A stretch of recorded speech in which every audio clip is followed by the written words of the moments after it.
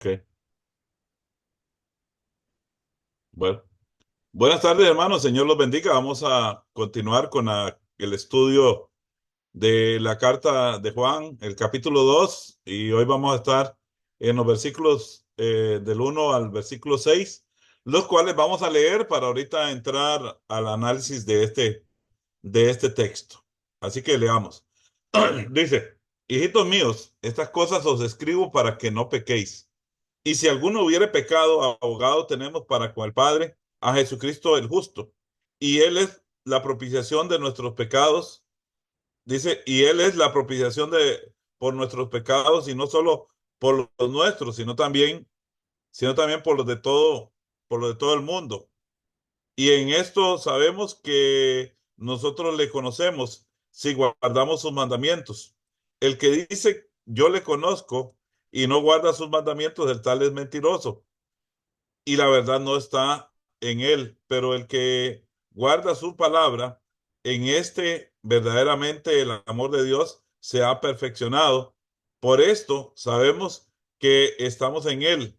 El que dice que permanece en él debe andar como él anduvo, ¿verdad?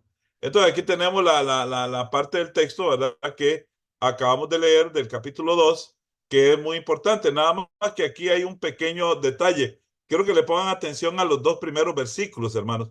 Al versículo uno y 2. Dice el versículo uno y 2 que Juan les dice, hijitos míos, estas cosas os escribo para que no pequéis. Y aparece en la segunda parte del versículo uno y dice, si alguno hubiere pecado, abogado tenemos para con el Padre a Jesucristo el justo, ¿verdad? Y después dice que Él es la propiciación, ¿verdad? Viene y presenta esta parte. Es interesante porque estos dos primeros versículos, hermanos, corresponden a la parte final o a la aplicación de lo que hablábamos en el capítulo uno. Vamos a leerlo del capítulo uno para que ustedes lo tengan en cuenta acá. Dice, este es el mensaje que hemos oído de él y os anunciamos, Dios es luz y no hay ninguna tinieblas en él. Si decimos que tenemos comunión con él y andamos en tinieblas, mentimos y no practicamos la verdad. Pero si andamos en luz, como él está en luz, tenemos comunión unos con otros y la sangre de su Hijo nos limpia de todo pecado. Si decimos que no tenemos pecado, nos engañamos a nosotros mismos y la verdad no está en nosotros. Si confesamos nuestros pecados, Él es fiel y justo para perdonar nuestros pecados y limpiarnos de toda maldad. Si decimos que no hemos pecado, le hacemos a Él mentiroso y su palabra no está en nosotros, ¿verdad? Entonces, ahora viendo el versículos uno y 2 quiero que le lean, dice, hijitos, estas cosas, ¿cuáles cosas? Lo que acababa de decir en el capítulo uno, ¿verdad? Estas cosas os escribo para que no pequéis. Ahora, viene la solución para el que hubiera pecado. Dice, si alguno hubiera pecado, abogado tenemos para con el Padre a Jesucristo el justo. Y Él es la propiciación por nuestros pecados, y no solo por los nuestros, sino también por los de todo el mundo, ¿verdad? Entonces, vamos a analizar estos dos versículos por aparte. Vamos a verlos estos dos primeros versículos, los vamos a ver por aparte para de esta forma analizarlos porque si ustedes ven en los versículos 3 en adelante, dice, y en esto sabemos que nosotros le conocemos. Entonces, ahora Juan entra a hablar de quién es el que conoce a Dios y va a entrar a hablar de esta parte, ¿verdad? El que dice, yo le conozco, ¿verdad? Viene el que conoce. Entonces, aquí la palabra que modifica todo esto es conocemos, conozco, mandamientos, ¿verdad? Pero en los primeros dos versículos, Juan dice que esto les escribe para que no pequéis, ¿verdad? Aquí viene la palabra pequéis, alguno hubiere pecado, abogado tenemos para con el Padre y les habla de que Él es la propiciación por los pecados, ¿verdad? No solamente los de ellos, sino también por los de todo el mundo. Entonces, para ver estas dos partes, entonces lo vamos a analizar para que nosotros podamos observar estos detalles y podemos ver que en este texto, en estos versículos, tenemos dos ideas centrales que son bien importantes que nosotros las conozcamos y las analicemos, ¿verdad? Entonces, cuando miramos toda esta parte acá de lo que es, ¿verdad? Lo que Juan está enseñando, entonces vamos a analizar lo que tengo yo por acá escrito, ¿verdad? Quiero que observen ahora acá en cuanto a la observación, los detalles que tengo por acá escritos. Dice, observación. En este pasaje encontramos dos partes, la de los versículos 1 y 2 y la de los versículos 3 al 6. Miremos por qué. Vean las razones del por qué. Porque en el capítulo 1 miramos a los que reconocen sus pecados y también, ¿verdad? Perdón, en el capítulo 1 miramos a los que no reconocen sus pecados y se engañan a sí mismos y dicen que no tienen pecado y hacen entonces a Dios mentiroso. Recuerden, la- la- si decimos ahora en los dos primeros versículos, el apóstol da un mensaje de aliento para los que se arrepienten si hubieren pecado. Por eso la frase, si alguno, refiriéndose a cualquiera, ¿verdad? Entonces Juan aquí presenta varias cositas como hijitos. Vean la palabra hijitos. Juan los trata tiernamente. Luego aparece la palabra abogado y también aparece la palabra propiciación, ¿verdad? Y aquí tengo la definición de propiciación. Dice que propiciación es el acto eh, mediante el cual se apacigua o se elimina la ira de Dios o se obtiene su favor. Eh, Dice, en sentido puede verse en la historia que hubo en los días de David, ¿verdad?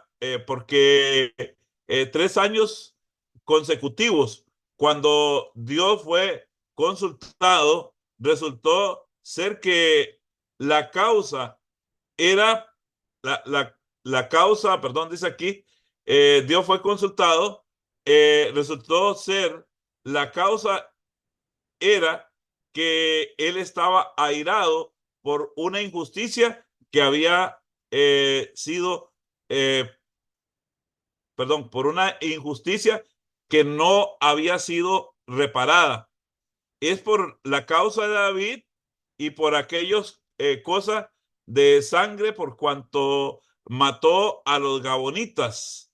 Se adoptaron las medidas de justicia correspondiente y Dios fue propicio a la tierra después de esto, ¿verdad? Y aquí tenemos los textos que segunda de Samuel que tenemos ahí, ¿verdad? En cuanto a lo que estamos diciendo. Entonces, aquí, hermanos, por eso es bien importante entender esto de propiciación. Entonces, como vemos en la definición, que es el acto mediante el cual se apacigua o se elimina la ira de Dios, entonces el que decía que no tenía pecado, se engañaba a sí mismo, no tenía comunión con Dios ni comunión con los hermanos y estaba totalmente en una situación peligrosa. Pero ahora viene la parte del capítulo 2 donde nos dice, sí, hijitos míos. Entonces viene la parte ahí y esto es bien importante que nosotros lo miremos para que podamos interpretar el texto, ¿verdad? Entonces, la idea central de esta parte, ¿verdad? Recuerden que aquí empezamos con la observación, lo que observamos en esa parte de estos versículos. Ahora, nos vamos a la idea central de estos dos versículos para que ustedes vean, hermanos, si lo hagamos de esta forma. Dice, idea central, sujeto. ¿Por qué Juan le dice que les escribe estas cosas para que no pequen? O sea, vean la idea central de estos dos versículos. ¿Por qué Juan les dice, les escribe estas cosas para que no pequen? Y aquí van a venir los complementos. Porque habían algunos que se estaban engañando a sí mismos diciendo que no tenían pecado y no querían reconocer su falta. Entonces Juan les escribe esto por las razones siguientes, ¿verdad? Porque dice que había algunos que se estaban engañando a sí mismos diciendo que no tenían pecado y no querían reconocer su falta. En la segunda parte, porque él anima a los que se arrepienten de su pecado, les hace ver que hay esperanza de perdón para ellos, porque Jesucristo ahora es el abogado de los que reconocen sus pecados y los confiesan, ¿verdad? Entonces, es interesante esta parte, ¿verdad? Porque encontramos el punto. Mucha gente dice, bueno, es que si peco, tengo a Cristo como abogado. Juan está diciendo aquí que no pequen, que estas cosas son para que no pequen, ¿verdad? Y no es para que, como mucha gente llega y dice, bueno, es que para eso tenemos a Cristo como nuestro abogado, ¿verdad? Y malinterpretan este texto. Este texto se ve muchas veces malinterpretado. ¿Por qué? Porque decimos, por sí tengo a Cristo como abogado. Juan está estableciendo en base al texto que estamos viendo. ¿Por qué Juan dice esto, verdad? Porque habían algunos que no querían reconocer sus pecados. Pero el que se arrepentía a la reprensión de Juan, el que se arrepentía, perdón, por el mensaje recibido, entonces, ¿cuál es la bendición que tenía este? Dice, porque él anima a los que se arrepienten de su pecado, les hace ver que hay esperanza de perdón para ellos, porque Jesucristo ahora es el abogado que de los que reconocen sus pecados y los confiesan. ¿De quiénes? Los del capítulo 1, ¿verdad? Que si alguno de ellos reconocía su pecado, entonces tenía la gran bendición de tener a Cristo como qué, como su abogado, ¿verdad? Entonces muchas veces, hermanos, nosotros tenemos un mal uso de este texto, ¿verdad? Y entonces decimos, bueno, es que de por sí Cristo está como abogado y yo puedo pecar las veces que quiera y al fin y al cabo Cristo siempre va a interceder por mí. No abusemos del texto, no lo malinterpretemos porque esto nos puede llevar a consecuencias bastante negativas. Bien, el tercer complemento que tenemos acá es el siguiente, porque él, Jesucristo, con su obra redentora, fue la propiciación que apacigua o elimina la ira de Dios, dándonos esperanza al que se arrepiente, dándole esperanza, perdón, al que se arrepiente de sus pecados. Y y dice, y esta obra nos es, perdón, no es limitada para, no, puse nos, voy a borrar acá, permítanme. No es limitada para unos cuantos, sino también para todo el mundo, ¿verdad? Entonces, por esta razón, nosotros tenemos que entender que Cristo es la propiciación. ¿Qué significa esto, hermanos? Esto es bastante interesante, bastante importante que nosotros lo entendamos, porque Jesucristo en su obra redentora fue la propiciación y es la propiciación. Esto nos lleva a nosotros a entender algo muy importante que en nuestro tiempo también se da la confusión.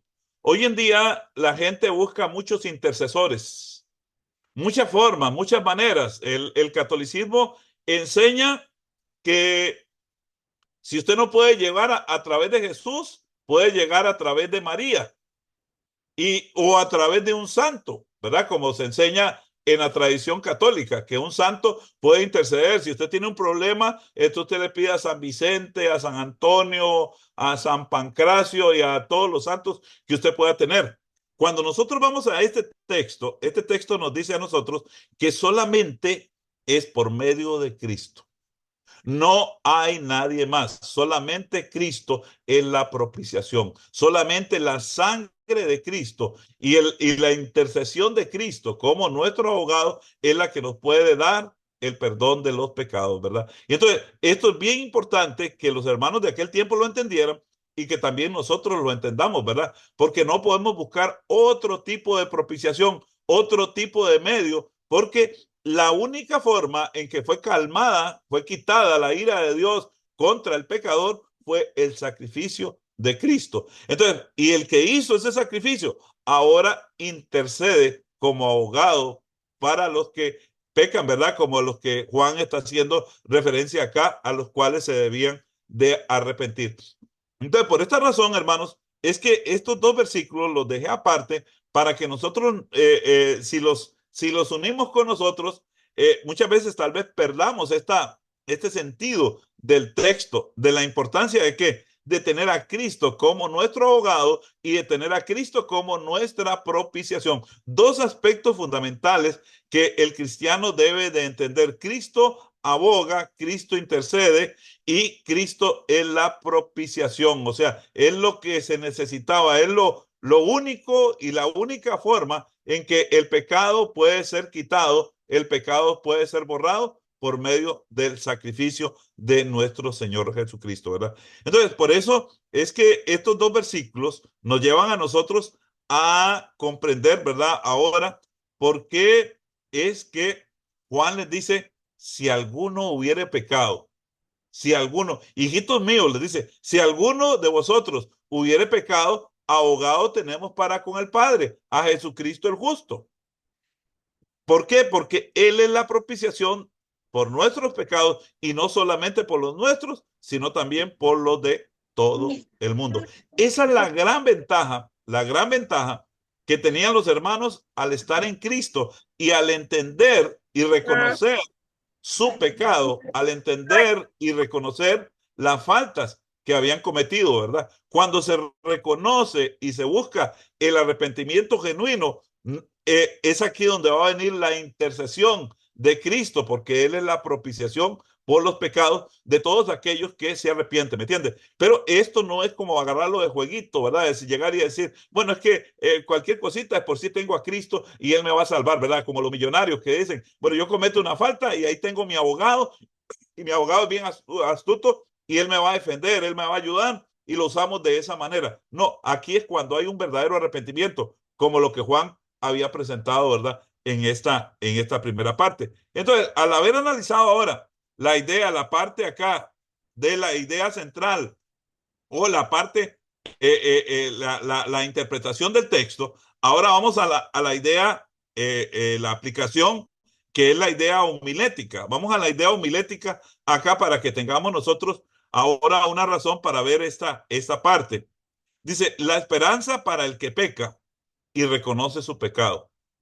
Cuando llega Cristo arrepentido, esto le da la seguridad del perdón para poder seguir avanzando en la carrera a la vida eterna que emprendió cuando obedeció el Evangelio. O sea, ¿qué es lo que nosotros debemos de entender de esto para nosotros hoy en día? Que nosotros emprendimos una carrera. En esta carrera van a venir tropiezos, van a venir situaciones en las cuales muchas veces podemos equivocarnos, podemos fallar, podemos pecar, podemos hacer muchas cosas. Pero al que verdaderamente tiene la mirada puesta en Cristo, al que verdaderamente entiende la obra redentora de Cristo, entonces ahora tiene la esperanza de que esa falta, ese pecado va a ser borrado porque Jesucristo va a interceder. Y entonces, ¿qué nos dice esto? Que ahora puede seguir, ¿qué? Avanzando. Puede seguir avanzando en la carrera hacia la vida eterna. Aquella carga, aquella falta, aquel delito, aquel error queda borrado, queda quitado y usted puede seguir rumbo hacia esa meta, hacia ese propósito que es alcanzar la vida eterna desde que tomó la dicha, la bendición de obedecer el evangelio de Cristo, ¿verdad? Entonces, cuando nosotros vemos estos dos primeros versículos, esto nos ayuda a nosotros a comprender por qué es tan importante reconocer, entender la función de Jesucristo como nuestro abogado. ¿Por qué Juan les dice estas cosas os escribo para que no pequéis? Bueno, pero ¿qué pasa cuando pecamos? Diría Juan. Entonces, es aquí donde viene la parte que en la vida cristiana que nosotros debemos de comprender que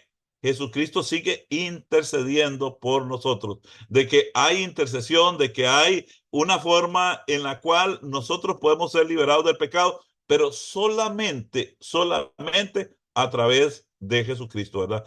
Esto no es a través de que yo voy a hacer tal cosa para ver si limpio esto. Mire, yo voy a tratar de pensar de esta manera. No, usted tiene que ir a Cristo y Cristo tiene que interceder por usted. ¿Por qué? Porque Él es la propiciación, es la única manera en que nos podemos nosotros presentar delante del Padre por medio de Jesucristo. Jesucristo se presenta por nosotros como el abogado perfecto que Dios hizo el sacrificio perfecto y ahora Él obtiene el perdón de nosotros y nos dice, sigan adelante, sigan luchando, ¿verdad? Entonces, esta es la idea homilética, la idea que nosotros podemos predicar, podemos enseñarle a la iglesia, que no hay que quedarse allí escondiendo el pecado, tapando el pecado, no reconociendo el pecado, sino que el pecado hay que reconocerlo, hay que confesarlo a Cristo porque Él intercede por nosotros como nuestro abogado, porque Él es la propiciación, Él es lo único que puede llegar y presentarse y decir, yo intercedo, yo pagué el precio de esta falta que Él cometió. Entonces, por esta razón, hermanos, esta primera parte es muy importante. Entonces, al haber entendido esta parte, ahora nos vamos a la segunda parte del texto, ¿verdad? Vamos a la segunda parte que es los versículos 3 al versículo 6. Los versículos 3 al versículo 6 los vamos a leer ahora sí, para que de esta forma los podamos entender ahora. Vean, despacio, leyendo despacio dice, en esto sabemos que nosotros le conocemos, si guardamos sus mandamientos. El que dice yo le conozco y no guarda sus mandamientos, el tal es mentiroso y la verdad no está en él.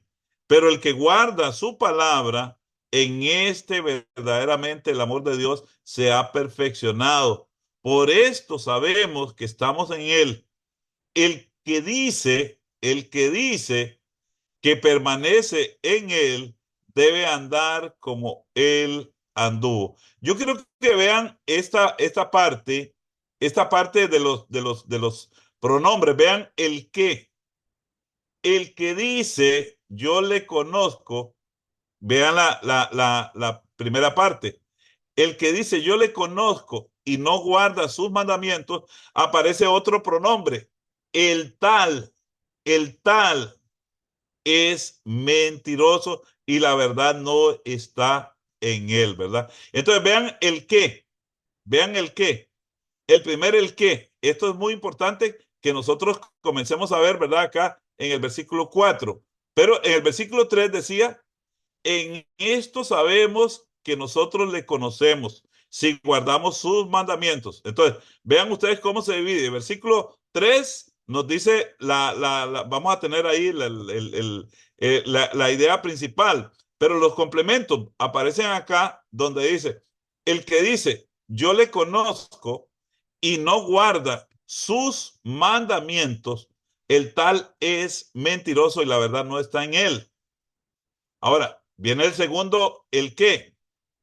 Vean el versículo 5. El que guarda su palabra, en este verdaderamente el amor de Dios se ha perfeccionado. Por esto sabemos que estamos en él. Vean este. Viene el tercer, el qué. El que dice que permanece en él debe andar como él anduvo. Vean los tres el qué. El que en el versículo 6, el que en el versículo 5 y perdón, el que en el versículo 5, el que guarda su palabra, en este verdaderamente, ¿verdad? Está el segundo y el tercer, el que, ¿verdad? Está en el versículo 4. En el versículo 4 está el primer el que es el primero que analizamos. Entonces, para que ustedes vean en la observación del texto, cuando van a hacer una interpretación, pónganle atención a esto. Juan usa mucho el que. Va a usar mucho este pronombre, el que. El que refiriéndose a cualquiera que diga, el que dice yo le conozco. Luego dice el que guarda, el que guarda. Y el tercero, el que dice que permanece, el que dice yo le conozco, el que dice yo permanezco, y el que guarda su palabra, ¿verdad? Ahí tenemos los tres, el que. Entonces, cuando nosotros vemos esta parte de este párrafo, entonces vamos a entrar a determinar varios aspectos acá que nosotros debemos de ver en cuanto a la observación, ¿verdad? La observación que tenemos acá en esta segunda parte dice: conocemos, guardamos mandamientos, la verdad, la palabra, perfeccionado. Estas son palabras claves que nosotros debemos de ver, ¿verdad? En cuanto a este párrafo, a este texto, para poder entender la interpretación del texto. Entonces, aquí tenemos la observación en esta segunda parte que vemos hoy, y ahora viene la interpretación. Ahora quiero que vean la interpretación, cómo se plantea esta parte. Dice la parte del sujeto, idea central, sujeto. ¿Por qué el que guarda los mandamientos de Dios sabe que le conoce? ¿Por qué el que guarda los mandamientos de Dios sabe que le conoce? Dice la primera: porque el que dice y no hace lo que se le manda, no le conoce. Es un mentiroso, ya que la verdad no está en él, debido a que habla, pero sus hechos son totalmente contradictorios, ¿verdad? Entonces vean la primera parte en cuanto a la observación de este texto: porque el que dice y no hace lo que se le manda, no le conoce, es un mentiroso, ya que la verdad no está en él, debido a que habla, pero sus hechos son totalmente contradictorios, ¿verdad? Entonces, para nosotros plantear la idea central y la pregunta, y contestar esta pregunta: ¿por qué el que guarda los mandamientos de Cristo sabe que le conoce? Por eso Juan empieza de una forma contraria, presentando y diciendo: el que dice que le conoce, pero no guarda sus mandamientos, en el tal dice: este es mentiroso y la verdad no está en él, ¿verdad? En el segundo aspecto que vemos acá: porque en cambio, el que guarda la palabra, en este verdaderamente el amor de Dios lo ha perfeccionado, ya que practica lo que se le ha mandado. Vean la diferencia del que dice que conoce y del que conoce. El que conoce, en cambio, como vemos acá, guarda la palabra en y es aquí donde viene la parte de la acción. Dice: verdaderamente el amor de Dios lo ha perfeccionado, ya que practica lo que se le ha mandado, ¿verdad? Entonces, cuando nosotros vemos esta parte de el que conoce a Dios, el que conoce a Cristo, en verdaderamente el amor de Dios se ha perfeccionado o lo ha perfeccionado. O sea, no es simplemente decir, sino es permitir que sea el amor de Dios el que nos cambie, el que nos transforme, ¿verdad? Es permitirle a Dios dejarnos y ponernos en las manos de Dios para que Dios haga la obra transformadora en la vida de el que obedece, ¿verdad? Entonces, por eso Juan presenta acá en esta parte, hermanos, que es muy importante que nosotros contestemos esta pregunta: ¿por qué el que guarda los mandamientos de Cristo sabe que le conoce? ¿Por qué el que guarda los mandamientos de Cristo sabe que le conoce? ¿Por qué? Porque el que dice y no hace, este se está engañando a sí mismo, y sus hechos son totalmente contrarios. Porque en cambio, el que guarda la palabra de Dios, ¿qué es lo que sucede con el que guarda la palabra de Dios? Dice que en verdaderamente el amor de Dios lo ha perfeccionado. En verdaderamente el amor de Dios lo lleva a ese crecimiento, a esa estabilidad, a esa bendición que nosotros tenemos, ¿verdad? Como hijos de Dios, y que podemos, ¿verdad? Ver el cambio, o sea, el cambio del que conoce a Dios es que el amor de Dios lo perfecciona. Esa es la prueba principal. Y viene la tercera: porque el que permanece en él es aquel que sigue el ejemplo de Cristo, andando de la misma manera como Cristo, reflejando su presencia en todo lo que hace. Entonces, ¿Qué es lo que sucede cuando alguien conoce a Cristo? Dice que éste permanece en él, este permanece en aquel que sigue el ejemplo de Cristo, andando de la misma manera como Cristo y reflejando la presencia de Cristo ¿en qué? En todo lo que hace. Entonces, cuando nosotros vamos a interpretar el texto, cuando hacemos la interpretación de este texto, nos damos cuenta que aquí Juan está hablando porque el que guarda la palabra o los mandamientos lo conoce. Aquí el asunto es si conoce o no conoce a Dios. Mucha gente dice, yo conozco a Dios. Yo a Dios lo amo, yo a Dios lo quiero mucho, pero ¿qué pasa con sus hechos? Sus hechos lo niegan totalmente. Es una persona que no sigue la palabra de Dios, no guarda la palabra de Dios y el amor de Dios no lo ha perfeccionado. Entonces, por eso cuando nosotros vemos en esta parte cómo es que logro conocer a Dios, cómo muestro que yo conozco a Dios. Bueno, cuando el amor de Dios me perfecciona y cuando yo sigo las pisadas de Cristo, cuando yo ando como Cristo anduvo, cuando yo sigo los pasos de Cristo, cuando yo me convierto en un discípulo de Cristo. En esta forma es que realmente yo conozco a Cristo. Pero por eso es tan importante hacer el análisis de la observación, de la interpretación. ¿Para qué? Para que esto no nos dé a nosotros una aplicación incorrecta, ¿verdad? ¿Cuál es el asunto de la aplicación incorrecta?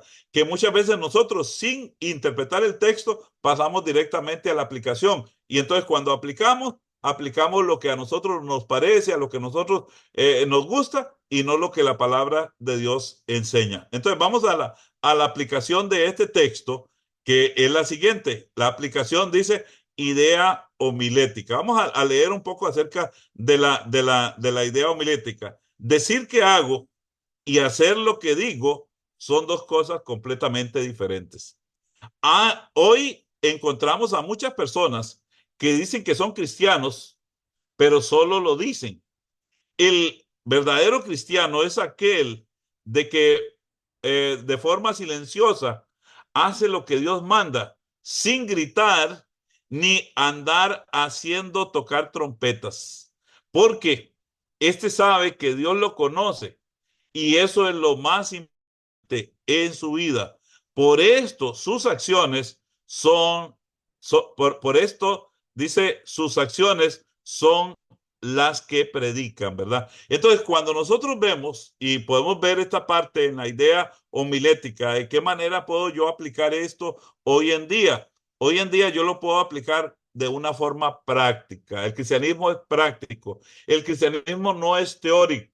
El cristianismo no es meterse horas de horas, estudiar y no practicar, ¿verdad? O ir a la iglesia, escuchar miles de sermones, sermones tras sermones, clases tras clases y no poner nada en práctica. ¿Por qué? Porque el que hace esto es mentiroso, porque no está dejando que el amor de Dios lo perfeccione. En cambio, cuando vamos a la idea homilética, la idea predicable acá, entramos a un punto, decir que hago y hacer lo que digo son dos cosas completamente diferentes, ¿verdad? Entonces, por eso es que hoy encontramos cristianismo o cristianos que se llaman, personas que se llaman cristianas, pero viven un cristianismo pasivo, no activo. El cristianismo debe ser activo siempre. El cristianismo es un movimiento constante las 24 horas del día. Cuando nosotros entendemos lo que es el verdadero cristianismo y lo que verdaderamente es el poder de Dios manifestándose en la vida de las personas, esto nos va a llevar a nosotros a poder entender la parte práctica del cristianismo, ¿verdad? Entonces, decir y hacer, dos cosas completamente diferentes. Escuchar y poner en práctica son dos acciones que debemos de estar haciéndolas constantemente, ¿verdad? ¿Por qué?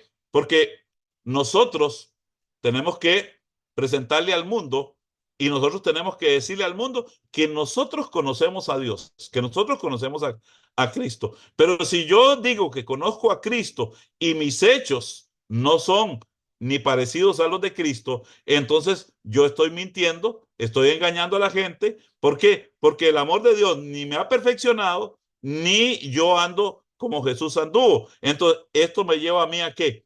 A esa parte en la cual yo me engaño, yo me miento, yo no estoy haciendo lo que verdaderamente es lo que la palabra de Dios nos manda. Entonces, por esta razón es, hermanos, que nosotros debemos de aprender a aplicar, a enseñar y hacer las cosas que realmente son prácticas. Conocer a Cristo lleva al cristiano a acción, a movimiento, a hacer las cosas de una forma correcta, de una forma en la cual, sin decir, sin hablar, la gente lo va a identificar como un verdadero hijo de Dios, ¿verdad? Entonces, por esta razón, hermanos, volviendo aquí haciendo ya un resumen de lo que hemos visto en los dos aspectos que tenemos acá.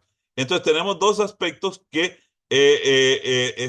mirar acá, los versículos 1 y 2, donde probamos, ¿verdad? Porque Juan dice que les escribe estas cosas para que no pequen.